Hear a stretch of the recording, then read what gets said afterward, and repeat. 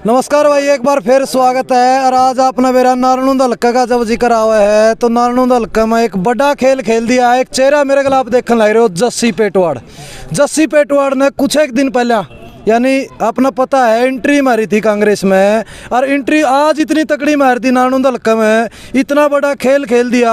आप समझ गए होगे सिसाई गांव में प्रोग्राम रखा है, क्यों रखा है, उसके पीछे के कारण वो भी पूछेंगे। भाई साहब राम राम। राम राम जी। और आज इतना बड़ा जो जन सैलाब उरो इकट्ठा कराया, मतलब के सोच के नहीं इतना आगे की रणनीति एकदम तो कुकर तार दी? नहीं, आगे की नहीं, जो ये सही है कि मैं इस प्रोग्राम के लिए लोगों के बीच नहीं गया। समय मुझे मेरे पास जो आदेश हुए वो केवल 5-7 दिन के ही आदेश हुए थे। और मैं सिर्फ फ़ोन से, मैं बड़ी ईमानदारी से बताता हूँ, मैंने सिर्फ फ़ोन से मेरे भाइयों से, मेरे चाचे ताऊओं से संपर्क किया। और मेरे पास समय भी ज़्यादा नहीं था, मात्र ये 7-8 दिन का समय था।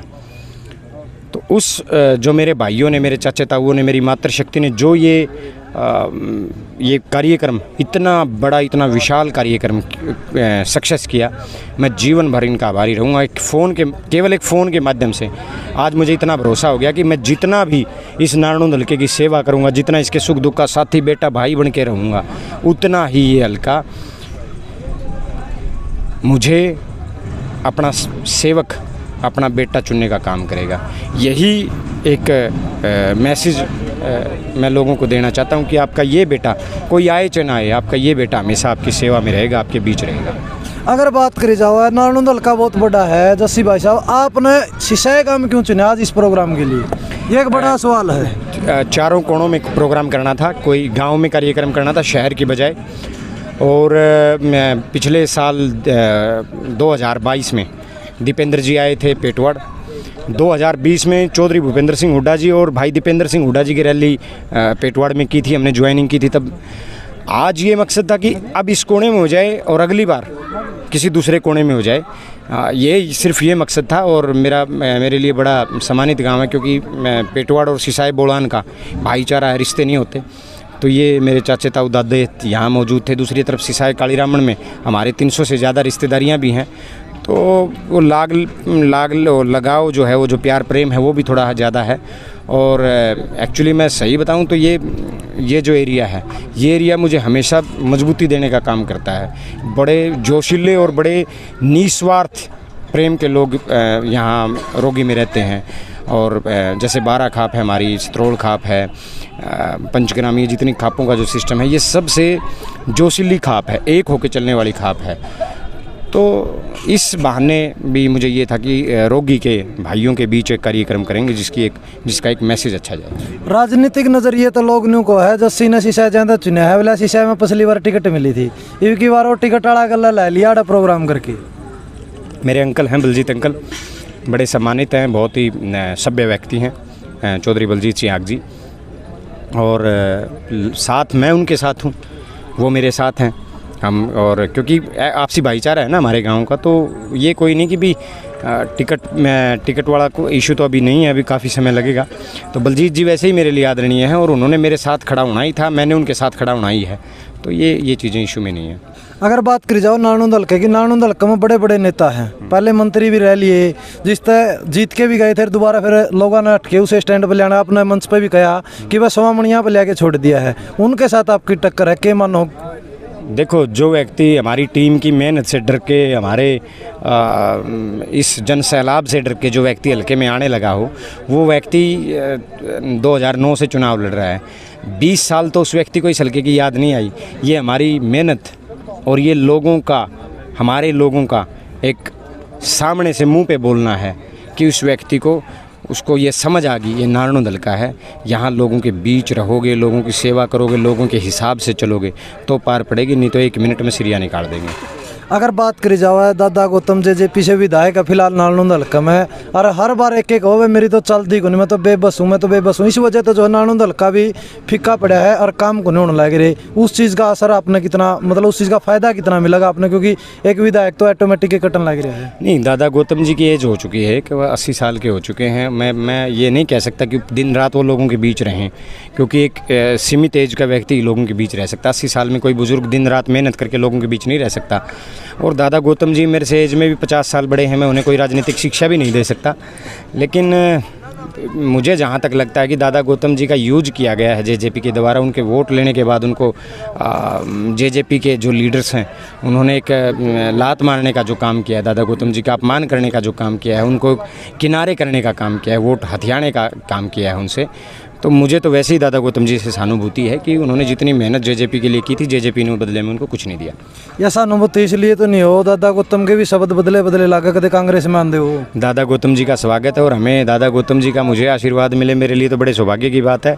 और मैं तो अपील करता हूँ कि वो कांग्रेस में आएँ और मुझे आशीर्वाद देने का काम करें और कांग्रेस को मजबूती देने का काम करें। अगर वो नारायण हल्का में कांग्रेस में शामिल हो हैं तो आपने कोई खतरा कौन चीज़ का? नहीं, खतरा किस चीज़ का? दादा से किस खतरा? पोते को दादा से क्या खतरा?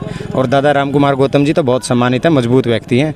उन्होंने 50 साल से ज़्यादा इस हल्के में चुनाव लड़ा है।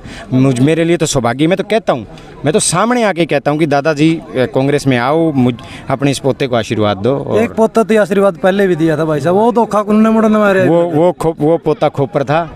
ये पोता अपने दादाओं का सम्मान करना जानता है, अपने दादाओं की बात को पुगाना जानता है और अपने जो मैं बोलता हूँ मैं झूठ नहीं बोलता, मैं राजनीतिक वायदे नहीं करता। तो मेरे लिए इसीलिए ये चीज़ नहीं हो सकती। तो आपका क्या मानना है, जिस तरह से अगर नारायण हल्के की बात करें, कांग्रेस पार्टी ने बड़े दावे ठोक रखे और बड़े बड़े कैंडिडेट जो है लाइन में खड़े हैं, तो जस्सी कड़ा स्टैंड करने लग रहा है। जस्सी लोगों के बीच स्टैंड करता है, जनता के बीच स्टैंड करता है। ना मैं बड़ी बड़ी लाइनों में लग रहा, ना मैं मेरी जो लाइन है वो जनता की लाइन है। मैंने सुबह उठ के और एक लाइन पकड़नी है कि लोगों के बीच जाना है, हल्के में जाना है, मेरी वो लाइन है और मैं उसी लाइन पे चलता हूँ। मैं जनता की लाइन का व्यक्ति हूँ, ना कि नेताओं की लाइन का व्यक्ति हूँ। मैं चौधरी भूपेंद्र सिंह हुड्डा जी को अपना नेता मानता हूँ, दीपेंद्र हुड्डा जी को अपना भाई मानता हूँ। इन दोनों के आशीर्वाद से मैं हर रोज़ सुबह परमपिता परमेश्वर का नाम लेकर अपने हल्के की लाइन में जाता हूँ, अपने पिता तुल्य बुजुर्गों का, नौजवान साथियों का आशीर्वाद लेता हूँ, मातृशक्ति का आशीर्वाद लेता हूँ। यही लाइन जस्सी पेटवाड़ की लाइन है। क्या कहना चाहोगे, बीजेपी और जेजेपी गठबंधन सरकार के 4 साल हो गए, 1 साल हो रहा है, हर आगे का भी दावा ठोकर हरियाणा में सरकार बनाने का दावा ठोकने लग रही है। दावा तो ठीक है, लेकिन दावे उनके हवा हवाई हो चुके हैं। और बीजेपी और जेजेपी हिंदुस्तान प्रदेश की सबसे ठगनी पार्टी हैं। ये ठगबंधन है जो इन दोनों पार्टियों में है। एक को पैसे लूटने की छूट दे रखी है और एक को लोगों के ऊपर लाठियां भाजने की छूट दे रखी है। तो ये ठगबंधन है, ये कोई गठबंधन नहीं है। दिन रात लोगों को ठगने का काम करते हैं, लोगों को अपमान करने का काम करते हैं। 36 जात के लोगों को, वर्ग के लोगों को इन्होंने अपनी लाठियों से पीटा है। अगर बात करी जाओ जस्सी पेटवाड़ का हाथ में अगर कमान आवा है नारायण हल्के की, 5 साल तो पहले बीजेपी से राज में जो है लोगों ने कहा भाई इसका सीरी आ रहा था, काम कौन करे। 5 साल तो हो गए, 5 साल दादा गौतम बीमार हो गया, 10 साल पाछा चलेगा नारायण हल्का। आपका क्या कहना है इसको लेकर के आगे के लिए? मुझे जो लगता है 50 साल का रिकॉर्ड भी टूटेगा और एक बहुत बड़े रिकॉर्ड से टूटेगा, बहुत बड़े मार्जिन से टूटेगा। और मैं ये कहना चाहता हूँ कि जो 10 साल आप ये कहें कि ये 10 साल हो गए, या साल लंबा हो छोटा हो, जब व्यक्ति की सोच सही हो, जब व्यक्ति के काम में स्मार्ट तरीका हो, विकास का तरीका हो, जुगाड़ का तरीका हो। अगर सरकारी नौकरी आप नहीं दे पा रहे तो प्राइवेट कंपनियां बहुत हैं हरियाणा प्रदेश में। दिल्ली के 3 तरफ से हरियाणा प्रदेश घिरा हुआ है, तो आप क्यों नहीं उन बड़ी मल्टीनेशनल कंपनीज़ में क्यों नहीं हमारे युवाओं को रोज़गार दिलवाते जहाँ की तनख्वाह 50,000 है। तो ये चीज़ें एक स्मार्ट वे से हल्के का विकास किया जा सकता है। कोई ज़रूरी नहीं कि सारी चीज़ें सरकारी हों। और सरकारी जब हुड्डा साहब आएंगे तो हुड्डा साहब ने पहले भी 10 साल लाखों रोज़गार हरियाणा प्रदेश को दिए हैं। और मैं वादा करता हूँ मेरे नारायण की जनता से, आपका बेटा अगर आपका प्रतिनिधित्व करेगा तो चौधरी भूपेंद्र सिंह हुड्डा जी हरियाणा प्रदेश के मुख्यमंत्री होंगे और 100% नारायण में विकास, नारायण में रोजगार किलोई के बराबर होगा। तो बात करें भाई साहब आज का प्रोग्राम में इतने लोग पहुंचेंगे, क्या मैसेज देना चाहोगे या क्या उनको अपील करना चाहोगे जो आए थे, क्या उनको लास्ट का मैसेज दोगे?